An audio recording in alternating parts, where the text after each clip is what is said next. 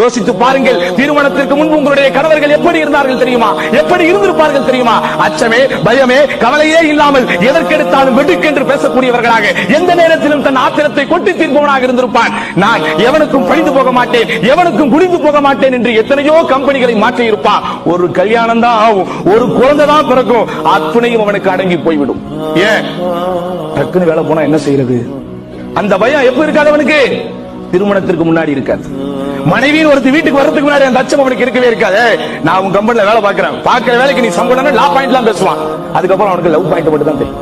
அதனாலதான் ரசூலுல்லாஹ் சொன்னாங்க, தஸ்ருஹு இதா நவர, அவன் பார்க்கும் போதே அவனுக்கு நீ சந்தோஷத்தை கொடுத்து விடு. படாத பாடுபட்டு கொண்டிருக்கிறான் இந்த பூமியிலே, அவன் அவ்வளவு கஷ்டங்களை தாங்கிக் கொண்டிருக்கிறான். அதனால் மேலும் மேலும் அவனுக்கு நீ கஷ்டத்தை வீட்டிலே கொடுக்காதே. தஸ்ருஹு இதா நவர, அவன் உன்னை பார்க்கும் போதே அவனுக்கு நீ சந்தோஷத்தை கொடுத்து விடு. அடுத்து இதா அமர, அவன் ஏவினால், அவன் கட்டளையிட்டான்,